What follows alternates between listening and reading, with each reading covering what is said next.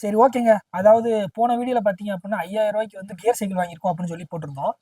5000 ரூபாய்க்கு gear cycle வாங்கினா என்ன? அது ஒரு 2 மாசத்துக்கு நல்லா இருக்கும். அதுக்கப்புறம் செத்து போயிரும் அப்படின்னு நெறைய பேர் நெனச்சிருப்பீங்க. உண்மையிலேயே அந்த சைக்கிள் அப்படிதான் இருக்கா? இல்ல ஓட்டுறதுக்கு நல்லா இருக்கா? பெஸ்ட்டா இருக்கா? அப்படின்றத இந்த வீடியோல ரிவ்யூவா சொல்றோம். முழுசா பாருங்க. அதாவது பார்த்தீங்க அப்படின்னா, இந்த சைக்கிள் வாங்கி கிட்டத்தட்ட 1 மாசம் ஆச்சு. 30 நாள்ல 10 நாள் வந்து பார்த்தீங்க அப்படின்னா, எந்திரிக்க முடியாம படுத்து தூங்கிட்டோம். மீதி இருக்க 20 நாள் வந்து காலைல எந்திரிச்சு சைக்கிளிங் பண்ணியிருக்கோம். டெய்லி காலைல ஒரு 8 கிலோமீட்டர் வந்து சைக்கிளிங் பண்ணுவோம். 16 கிலோமீட்டர். ஆமா. சாரி, டெய்லி 16 கிலோமீட்டர் சைக்கிளிங் பண்ணுவோம். Up and down 16 kilometre. இந்த இந்த இன்னைக்கு வந்து சண்டே. போன சண்டே கொஞ்சம் லாங் போலான்னு பிளான் பண்ணோம். ஆனா போன சண்டே வந்து கொஞ்சம் கடமை இருந்தது. அதனால கடமை ஆற்ற போயிட்டோம். இந்த சண்டே கொஞ்சம் ஃப்ரீன்றனால போக 25 கிலோமீட்டர், வர 25 kilometre, up and down 50 kilometre plan பண்ணியிருக்கோம். ஓட்டிட்டு சைக்கிள் எப்படி இருக்கு அப்படின்ற ஃபுல் ரிவ்யூ சொல்றோம். அந்த வீடியோவை முழுசா பாருங்க. நாங்கள் காலங்காத்தால சீக்கிரமாவே எந்திரிச்சு சைக்கிள் எடுத்துட்டு கிளம்பி ஃப்ரெண்டு வீட்டுக்கு போயிட்டோம். சொல்லல, காலங்காத்தாலே வந்துருங்க. எத்தனை தடவை திட்டாலும் சூடு சொல்றேன் இல்ல. ஒரு பொறிக்கை தேடி இன்னொரு பொறிக்கை வந்திருக்குது. 2 பொறிக்கைங்களும் சேர்ந்து எங்க போய் பொறுக்க போகுதுங்களோ தெரியல. யூத் மச்சான் வீட்டில் அம்மா எங்களுக்காக ஃப்ரெஷ்ஷாக மொளாப்பழம் ஜூஸ் போட்டு வச்சுருந்தாங்க. அதை வாங்கி குடிச்சிட்டு ரைடை ஸ்டார்ட் பண்ணியாச்சு.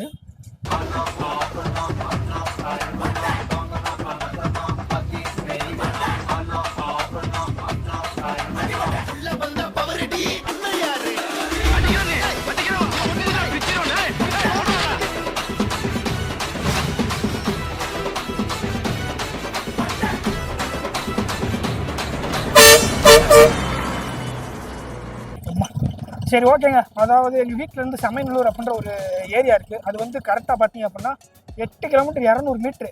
அதாவது வண்டியை சைக்கிளை எடுத்து இப்போ நாங்கள் வந்து 8 கிலோமீட்டர் 200 மீட்டர் ரீச் பண்ணிட்டோம். இன்னும் 25 கிலோமீட்டருக்கு வந்து 8 - 25 எவ்வளோடா? 8 - 25 இங்கிட்டு ஒரு மைனஸ், அங்கிட்டு ஒரு காஸ் தீட்டா 10 தீட்டா கொஞ்சம் டிஃபிகல்ட்டாக இருக்குது. ஏன்டா தானே கேள்வி கேட்டேன்?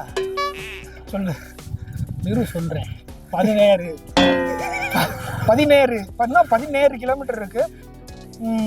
மனுஷனாவீங்க ஒரு ஈவிரக்கம் இல்லாம நடந்துக்கிறாங்க. இவ்வளவு கஷ்டப்பட்டு எதுக்குடா சைக்கிள் தூக்கிட்டு இருந்தீங்க அப்படின்னு கேட்டீங்கன்னா, ஒரு ரிலாக்ஸேஷனுக்காக. பொதுவாகவே கார்த்தி வந்து பார்த்தீங்க அப்படின்னா ஒரு இயற்கை விரும்பி. இப்போ நான் உங்களுக்கு ஒரு மேஜிக் காட்டுறேன். கரெக்டாக இன்னும் ஒரு மணி ஆச்சே.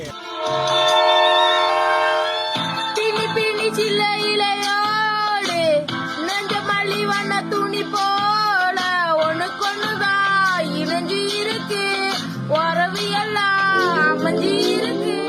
அதாவது சினிமேட்டிக் ஷாட்ஸ்லாம் பார்த்துருப்பீங்க, தரமாக இருந்திருக்கும். நேச்சரை வந்து ரசிச்சாச்சு. இப்போ திரும்ப நாங்கள் வந்து ரைடை வந்து கண்டினியூ பண்ண போகிறோம். சரி ஓகேங்க. அதாவது டெம்பிள் சிட்டி. இப்போ டெம்பிள் சிட்டிக்கு நம்ம போகல. அதுக்கப்புறம் ஒரு 200 மீட்டர் தாண்டி டெம்பிள் சிட்டி எக்ஸ்பிரஸ்னு ஒரு கடை இருக்குது, அங்கே தான் போகிறோம்.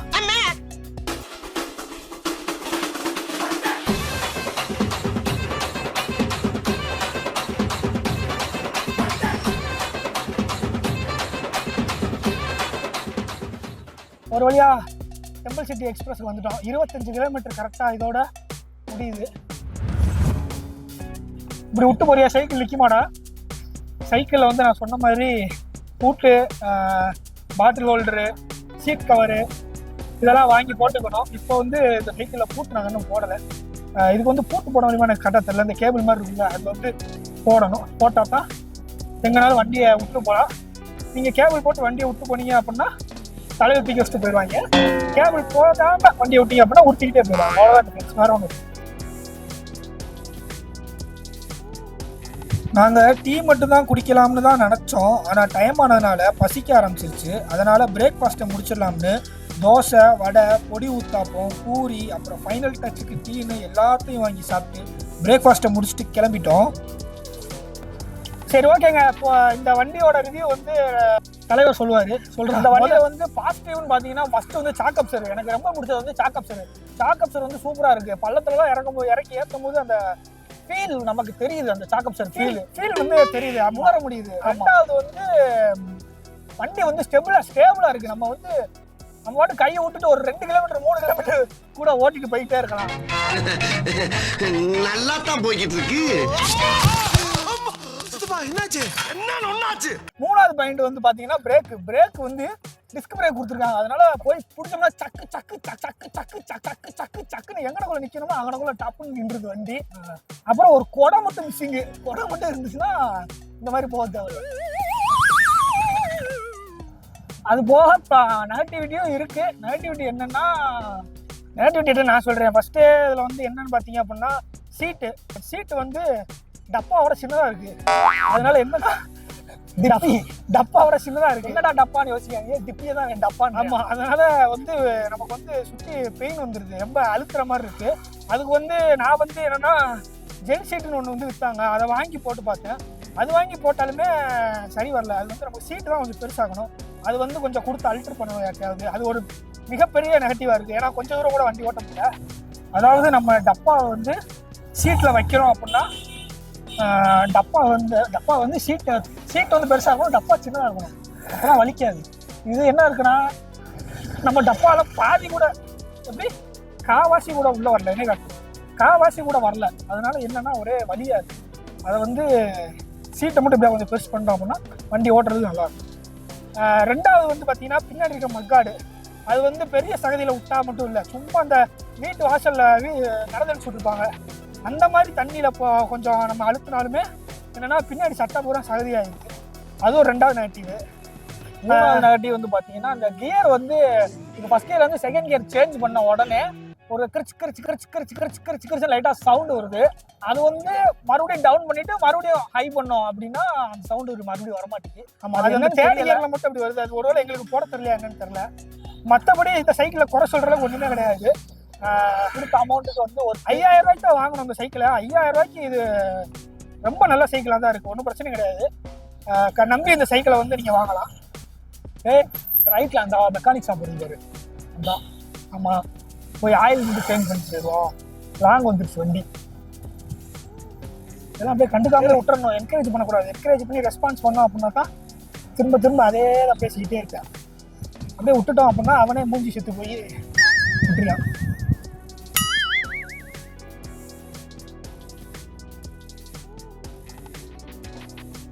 கரெக்டா இருக்கு எடுக்க மாட்டான் உருப்படி. அங்க போயிட்டு நல்லா கரெக்டா இருக்கு நல்லா சொன்னா அட்டி வெளுத்துறேன். அதாவது எதுக்கு சைக்கிள் வாங்கிட்டு ஓட்டிக்கிட்டு அப்படின்னு நினைக்காதீங்க. லவ் பண்ணுங்க. அதாவது சைக்கிள் வாங்கி ஓட்டுங்க. எவ்வளவு தூரம் ஓட்டுறீங்களோ அவ்வளவு தூரம் வந்து உங்க மனக்கவலை வந்து குறையுமா. அதனால நமக்கு இருக்க கவலைக்கு அப்படி இருக்கு. ஸ்டாப்.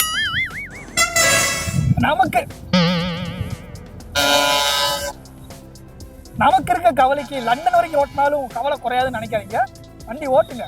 நல்லா அமைதியான ஒரு நல்ல லொக்கேஷனாக பார்த்துக்கோங்க. அந்த பக்கமாக ஓட்டிட்டு போங்க, மன அமைதி கிடைக்கும். இதே காலையில் ஒரு 7 மணிக்கெல்லாம் ஓட்டிட்டு போனீங்கன்னா காலேஜ் பிள்ளைங்களாம் நிற்கும், அதெல்லாம் பார்த்துட்டு அப்படியே ஓட்டிட்டு போகலாம்.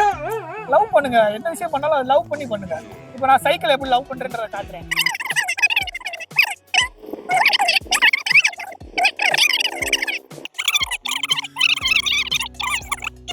ஐயோ, எங்க இந்தியா பிடிச்சிங்க, லோ சுகர் வேற. இந்த சைக்கிள் பேர் வந்து நெக் ஃபியூரியா. அப்படி கேவலமான ஒரு பேர் வச்சிருக்கான். அவனுக்கு வந்து பேர் வைக்கிற அளவுக்கு அறிவே இல்லை. ஏன்னா ஒரு வெப் சீரிஸ் பார்க்கறது இல்லை. ஐயோ சாமி வேற. சரி, ஓகேங்க. இந்த வீடியோ முடிஞ்சு. இந்த வீடியோ பிடிச்சதா லைக், ஷேர், கமெண்ட் 3 பண்ணிட்டு மைத்ராஸ் காப்பியை ஃபர்ஸ்ட் டைம் பார்க்குறீங்க அப்படின்னா சப்ஸ்கிரைப் பண்ணிக்கோங்க.